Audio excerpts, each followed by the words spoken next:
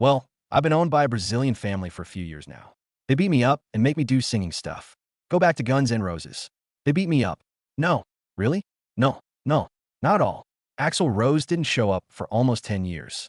He locked himself in a mansion in Malibu, put on 50 pounds, and didn't leave the house much. His job was thought to be over by many. They thought he had lost his voice for good. Afterwards, all of us were shocked by something that happened in 2016. Slash came back. Duff came back. All of a sudden, the band that had destroyed itself was selling out stadiums all over again. Some people said that his voice sounded better in 2024 than it had in 30 years. How does a person put everything back together after he burned it down?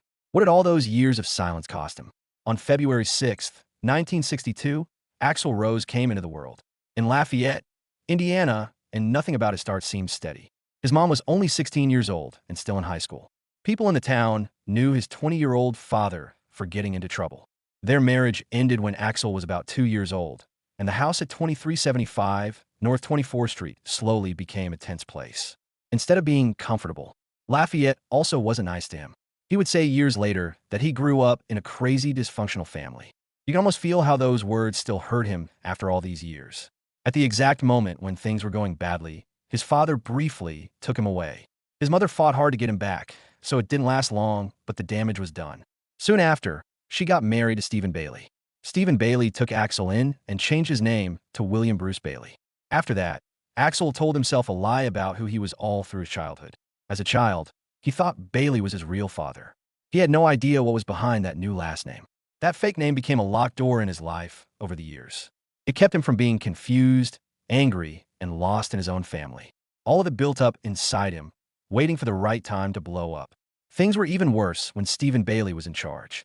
It was a strict Pentecostal world in the house, with sermons, rules, and punishments that were pretty harsh. Axl later said that he was beaten all the time.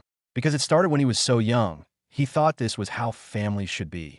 Bailey's abuse also affected Axl's siblings, especially his sister, and he felt angry and helpless because of it. He put himself in danger to protect her, even though it hurt him. He told me years later that the trauma made him feel like a 2-year-old screaming inside his own head. How that feels, he never left him. It went with him as an adult, on his stages, into songs, and into times when he seemed to lose control of his anger. Behind all of that was another painful memory. As he was being taken away when he was 2 years old, Axl said that his biological father had abused him sexually. He told Rolling Stone that he remembered going through horrible things and his mother going through terrible things when she tried to save him. Those memories made us. His music, they changed the way he saw the world. Some of that childhood pain was in songs like 14 Years. He thought that some of his health problems as an adult were caused by psychosomatic self-punishment because the emotional damage was still so fresh. Everything that made him think of those early years hung over everything he did. When he turned 17, that door inside him finally opened. Learn the truth about his name and his real father from papers he found. At that very moment, everything became clear. He stopped going by the name William Bruce Bailey and took back the name he thought was rightfully his. Rose Axl. Soon after, he left Indiana on a Greyhound bus and went straight to Los Angeles. There was more than just a physical escape. There was also a clean break from years of lies, abuse, and rules that were too tight. He wanted a life that wasn't based on what other people did, and he planned to make something big in Los Angeles, where things were always going crazy. He had almost nothing with him when he got there on December 19th, 1982, except the need to get away from his past. To make ends meet, he slept on couches, moved from tiny rooms to bigger ones, and did odd jobs. One of them was being the night manager at Tower Records on Sunset. He was sucked into the music scene. He got back in touch with his old friend Izzy Stradlin, who knew where he was coming from, and the two of them started making bands together, such as Rapid Fire and AXL. Their lives were a mess, but they did record a demo in the summer of 1983. Street fights, using heroin, and not being able to sleep at night became normal. Songs like To the Jungle and 1 in a Million were shaped by these rough days. Afterward, he screamed into microphones because he had lived everything. After that came Hollywood Rose. A band with a lot of raw talent was put together by Axl, Izzy, Chris Webber, and Robbie Christ. They made a 5-song demo in January 1984. One of the songs was called Anything Goes in the Shadow of Your Love. They were hungry, but nothing was easy. Their shows were a mess. He hit Axl in the mouth with his guitar at one show because he swung it too close. After the fight, the band was split in two. In place of Webber, Slash stepped in. Izzy got angry and left. After one last show at the Troubadour at the end of 1984, Hollywood Rose was no longer together. It happened quickly, was a mess, and was loud. They left demos behind that would be released decades later as Guns N' Roses' roots. After the fall, Axl tried running with the LA Guns for a short time, but his style didn't work with their direction. During that time, though, something important did happen. After a heated argument with manager Raz Q in March 1985, the idea came up to combine the cast of Hollywood Rose with the cast of LA Guns. It sounded hopeless at first, and it sounded like fate. Steven Adler, Axl, Izzy, Slash, and Duff McKagan came together, and by June 1985, the classic Guns N' Roses lineup was set. It wasn't smooth, but the roughness made fire. They didn't have much. They are stubborn and want something bigger than what's around them. The band got into a weird rhythm when Slash and Duff joined. They barely got by on $5 a day and lived together in dirty apartments near Hollywood Boulevard. Their rooms were small, hot, and full of stuff. As they practiced, they stepped on dirty clothes, beer bottles, and amps that were only half broken. Because they were poor and wanted to succeed, their sound got thicker. Each fight and sleepless night turned into a riff, drum beat, or scream that brought them closer to their first big break. That big step forward was made possible by blood and chaos. After pulling a shocking stunt on stage during a show in 1986, Axl got his first management deal. Scouts say he cut himself with a razor blade to get their attention. Even though it was crazy and dangerous, it worked. The band got a demo deal with Geffen Records after putting out the EP Live Like a Suicide. That same group of guys who couldn't afford dinner were suddenly on the verge of a huge career boost. At that point, Appetite for Destruction came out in July 1987. At first, not many people bought it. In the first few months, only about 18,000 copies were sold. But the number started to go up slowly. They reached 150,000 by October. In early 1988, when MTV began playing Sweet Child of Mine, everything changed. The idea for the song came from Axl's girlfriend, Erin Eberle, and it changed the album in a big way. It sold 6 million copies by the end of that year. It had sold 18 million copies in the US and more than 30 million copies around the world by 2008. It was the best-selling first album in US history, selling even more copies than Michael Jackson's Bad in 1987. At one point, they were getting by on $5 a day. After that, they changed rock history. Even the album cover caused a stir. The original painting by Robert Williams was of a robot attacking a woman, and stores wouldn't sell it. Before it was banned, only about 30,000 copies were made. Because it looked like Axl's tattoo, Geffen changed it to a skull and crossbones. The scandal made them even more famous. The music videos made it even better. On September 28, 1987, the video for Welcome to the Jungle was shot for only $1,800. It was shot in one day, and MTV almost didn't want to show it. Following some talks, the video was shown once on a Sunday at 5 a.m. People sent a lot of requests to MTV, and all of a sudden, the band had an unstoppable wave behind them. The wave didn't stop, even going into dangerous areas. When they were on the Paradise City tour in 1988, Axl jumped into the crowd at a show in St. Louis, and things got out of hand. Lots of people got hurt, things got broken, and a $50,000 fine was given. It was against the law in St. Louis for years. The event became one of the craziest in rock history, and it set a trend that continued. That same year, GunsNRoses released the song One in a Million, which got a lot of negative reactions because it contained racial and homophobic slurs. Axl defended it by saying that it was based on his own experiences. Some people said it was hate speech. Concerts led to protests. Radio stations wouldn't play it. The response put the band in yet another tense situation that never really went away. Long nights in studios that felt more like pressure cookers than creative spaces were the start, and it didn't end until everyone was exhausted. As they looked for sound, Guns N' Roses moved between A&M, Record Plant, and Conway from January 1990 to August 1991. Every time they thought they had it, it slipped away. Axl Rose insisted on perfect takes and sometimes asked for 50 tries on a single song. Each new try pushed the budget even further until it reached an unbelievable $13 million. There were several times when whole mixes were thrown away. They even got Bill Price from the Sex Pistols to help out after sessions with Bob Clearmountain didn't work out. The work was always going. The band worked on songs on their days off, even when they were on the road for their huge world tour. They were tired and their hands were shaking as they tried to keep everything together. The pressure set off fires inside the band. To keep going, some people used drugs, and the weariness of it all brought everyone down. While some crew members overdosed, others were barely able to stay alive. The albums did come out on September 17, 1991. They went crazy and sold more than 35 million copies, showing that chaos can sometimes give rise to something amazing. After that, the story became more like another legend.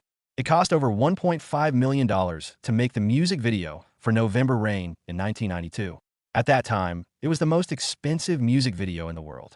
Axl Rose put his stamp on it like a director who is obsessed with the dream he has to make come true.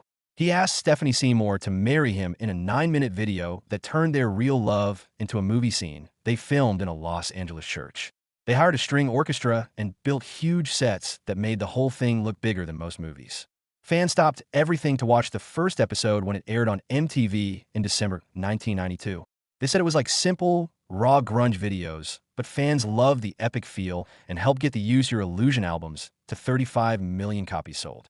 Partly because of the music and partly because it was so fancy, it became a moment that everyone talked about. But chaos came back every time. They played at Rock in Rio on January 20th, 1991, in front of almost 250,000 people. It was such a big crowd that Guinness later called it one of the biggest concerts in history. It didn't take long for the energy to tilt, even though it was crazy. After having trouble with the sound, Axl stopped in the middle of a song. The pause broke the tension. Then there was a stampede. Dozens of people were hurt while security tried to calm down a storm. Felt like it went through the whole stadium. The story was in newspapers all over the world. It solidified the idea that this band could either make magic happen or ruin things, and sometimes they could do both at the same time. Soon after, Back Off It came back on Use Your Illusion which started a new fire. There was no band called Axl when Axl wrote it in 1981 about an ex-girlfriend. People got angry over the lyrics, which were like an open wound, and talked about sexism and how women are treated in rock music, to arguments that went on for months. Raised the band's profile even more and reminded everyone how messy and emotional their music was at its core. Then there was the Use Your Illusion tour, which ran from May 1991 to July 1990. It made more than $100 million in 1993, but behind the success, things didn't feel stable. Axl often showed up hours late, and crowds got restless. In Montreal in 1992, his voice gave out, and he left early. Fans erupted, and a riot broke out. Damages reached $400,000. He was later fined $50,000 and put on probation for 2 years. St. Louis had its own disaster and banned the band for life. These events made the tour unforgettable, both for the size of the shows and the storms they left behind. The 13th of July, 1991 was one of the worst nights at the Riverport Amphitheater. I saw someone in the crowd taking pictures without permission during Rocket Queen. He yelled at security to stop it. When nothing happened, he jumped into the crowd, hit the fan, grabbed the camera, and then climbed back up on stage. After that, he walked away after thanking the stupid security guard. The crowd blew up. There was a riot in the amphitheater for 3 hours. Things were destroyed. There were fireworks. The damage cost more than $200,000 to fix. It hurt people, and the police arrested some of them. Axl was charged with starting the riot, but the judge later said he wasn't really to blame. For almost 25 years, the band didn't go to St. Louis. Then things got worse when they went back to 1989. In February, Penthouse model Sheila Kennedy met Axl at a club in New York. She went with him to his hotel room and saw him getting physical with another model. She said that after that, he grabbed her by the hair, put pantyhose around her hands, and hit her without asking for permission. She later said that she had been through years of physical and emotional pain. Under the Adult Survivors Act of New York, she sued in 2023. In 2024, the case was settled out of court. Rose publicly denied the claims, but in her lawsuit, she said that the harm would last for a long time. There was trouble in his relationship with Stephanie Seymour around 1991. There were a lot of violent fights and strong feelings. During a fight, Seymour said he grabbed her, dragged her through broken glass, hit her, and kicked her. Rose said she hit him first and grabbed him in a way that made them fight. Part of the breakup scenes in November Rain were about how painful their relationship was. Both of them sued after they broke up. Seymour said that he hit her. Rose said she hit him and stole jewelry worth more than $100,000. The disputes were solved without going to court. It was said that Rose owed her $1 million. Seymour later said that the relationship was a huge mistake. There were more cracks inside the band. Steven Adler was fired in 1990 because the band couldn't move forward while he was hooked on heroin. He sued them for firing him unfairly, but the court ruled in favor of GunsNRoses. Then, in 1993, Rose sued Adler for $2.5 million, saying that Adler's drug use had hurt their money and reputation. They came to an agreement where Adler would give Rose 15% of his future royalties. Everyone talked about Adler's problems, which showed how painful fame can be. The problems didn't go away when the year 2000 came around. Axl threw a mic stand at a fan after a show in Pennsylvania in 2021. In 2022, she sued him for assault and carelessness. This wasn't the first time he threw things into the crowd, but this one turned into a lawsuit. After the third incident like that, he stopped doing it for good to avoid more trouble. This case showed him again how dangerous his behavior on stage could be. In 1996, things broke down even more in the band. In October, Slash quit when his anger toward Axl reached a level he couldn't handle. Axl hired Paul Tobias, a childhood friend, without telling the rest of the band. Slash felt left out and lied to. He said the last straw was when Rose's lawyers gave him a contract that made him and Duff join a new band that didn't feel like the real band. After the fact, Slash said he hadn't quit the band. He just didn't want to keep working on the new version that Axl had made. Their old sound went away, and Axl's ideas about electronica and industrial rock took its place. The departure of Slash was a turning point that pushed the band on the long path that led to democracy in China. Duff and Matt Sorum were both gone by 1997. As of now, Axl is the only original member left. China became a democracy in 1997, but it wasn't fully established until November 2008. Taking notes. 14 years of changes. 14 years of fixed costs. It added up to $13 million. The studio alone cost $50,000 a month. An engineer made $25,000 a month, and techs made $6,000. They stopped paying Axl in 2005, and he had to pay for the rest. The album got a number 3 on the Billboard 200 when it finally came out. People were shocked by the music, but they were even more shocked by the costs and delays. At that moment, there was another court case. If Axl didn't pay him $1.87 million in fees, his manager Irving Azoff sued him in March 2001. In response, Axl sued Azoff, saying that he hurt the band by trying to get him to join a reunion tour instead of supporting the new lineup. He said Azoff's choices cost a lot of money and messed up plans for tours in Asia, South America, and Canada. Axl also said Azoff lied to him about a possible Van Halen super tour. Later, Live Nation stepped in, and by 2011, the lawsuits had been settled out of court. Among all this chaos, Axl tried to get the band to sound different. He is said to have given bassist Tommy Stinson a $100,000 signing bonus and flew him first class in 1998. Chinese Democracy had 14 different producers in the end. Even Dr. Dre worked on early tracks for a short time before leaving because he didn't agree with the creative ideas. Over 14 studios were used, and dozens of musicians and engineers worked on the project. The album kept moving for years because it was always shifting. The group began to shrink as soon as the Use Your Illusion tour ended in 1993. It all happened so quickly that when the dust settled, few people could even tell who he was. He took a break from public life and moved into that mansion in Malibu. The lights were dimmed and the curtains were drawn. Years went by in a strange silence. Between 1994 and 2001, he drifted through nights that seemed to never end. He put on more than 50 pounds, let his beard grow long, and moved like he only came to life at night. He lived in the studio all the time. He worked all night, slept during the day, and rarely went outside. He felt like by staying hidden, he could get away from everything that had hurt him. The breakup of the band made him feel bad. Suits also did. He also carried around memories from his childhood that he never talked about in public. During those years, not many people saw him. It was seen once at a KROQ event in 1996 and once at a strange airport event in 1998. After that, nothing else was seen.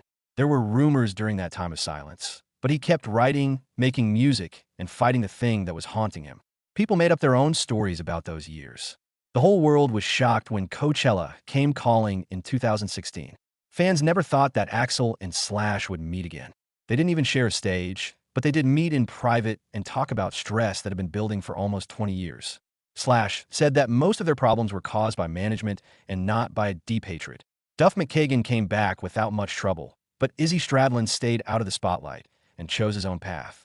In January 2016, the news of the reunion felt like a spark in the dry grass. When they got to Coachella in April, the crowd roared like they'd been waiting a long time. The classic trio hadn't been able to stand together since the mid-1990s. That moment brought the past and the present together in a way that no one thought possible.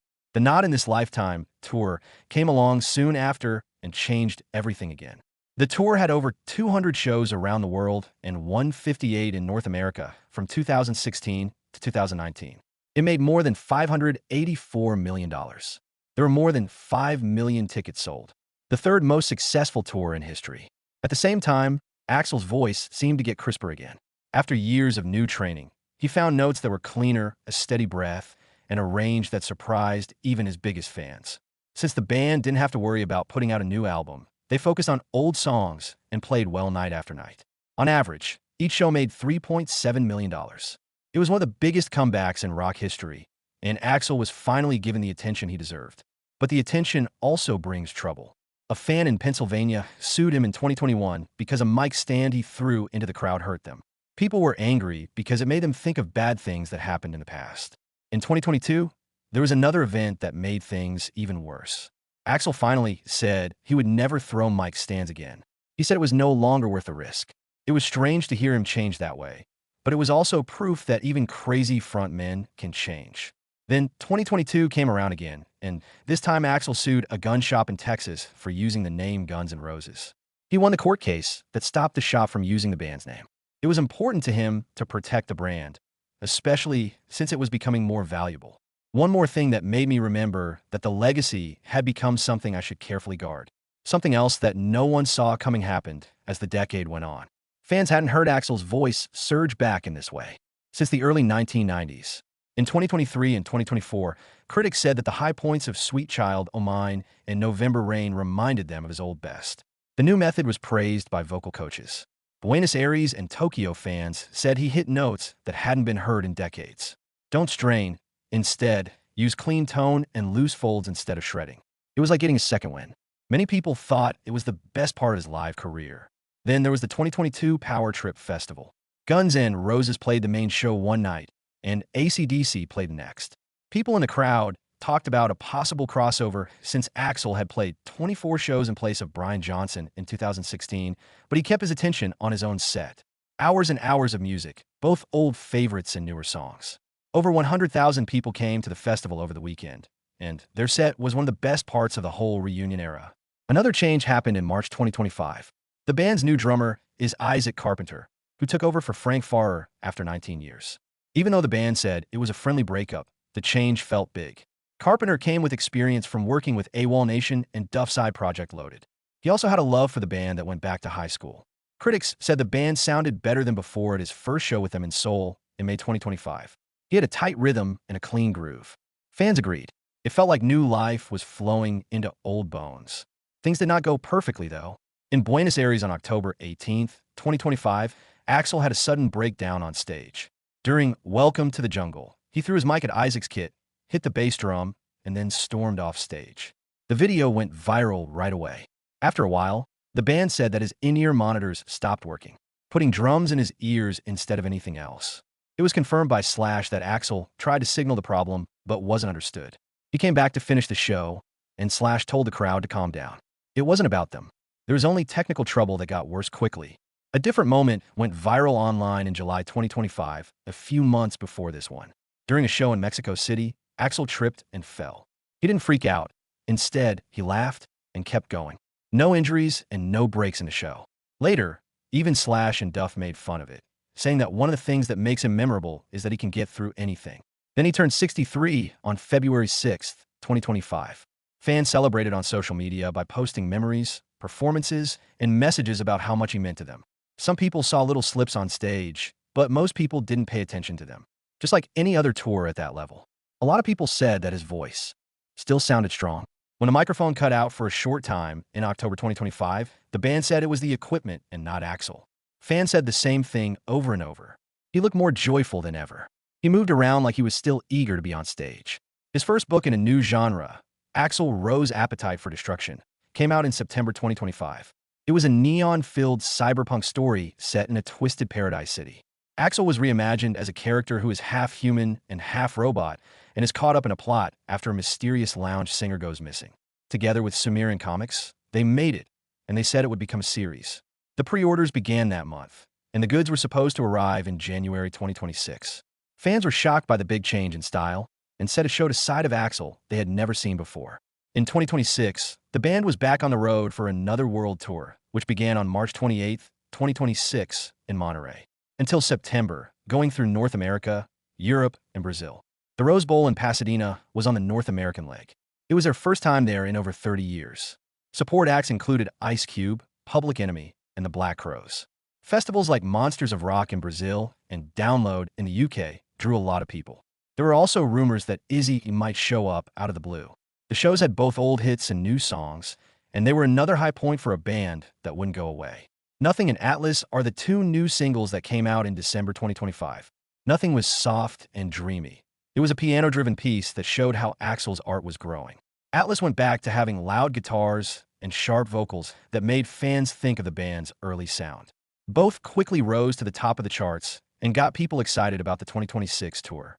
Even with everything going on, the band kept playing at historic festivals. Ashes of Rock will be in Sao Paulo on April 4th, 2026. Download in June of that year in Dunnington. A huge number of people showed up. A lot of people were waiting for Izzy to leave for a song or two. Even though there were no surprises, the shows were the best of the whole tour season. Behind it all stood Axl, who has been the only member who has stayed the same since 1985.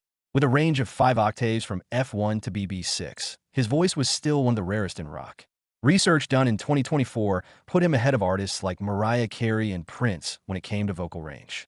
One of his best songs was Ain't It Fun from a Spaghetti Incident. It was his worst work. There was a time on Chinese Democracy. He could switch between deep growls and sharp highs that made songs like Sweet Child O' Mine and November Rain unique, even when he was in his 60s. Money came after the legacy. Thanks to tours, streaming, and merchandise, he is now worth more than $230 million. The Not in This Lifetime tour alone made more than $430 million around the world, and Axl made close to $20 million from it. He lived alone and was surrounded by huge homes, rare cars like the Porsche 918 Spider and Ferrari F60 Enzo, and strange and scary things in his collection. He stayed away from social media and rarely did interviews because he felt small among them. Things about him that made him even stranger. Even so, his influence kept growing. Bands from grunge to nu metal heard his early sound in their music. He backed bands like Soundgarden and Nirvana before they became famous. He became close with Shannon Hoon. A hunger for destruction's raw power helped bands like Pearl Jam and Soundgarden get noticed. Even more recent artists like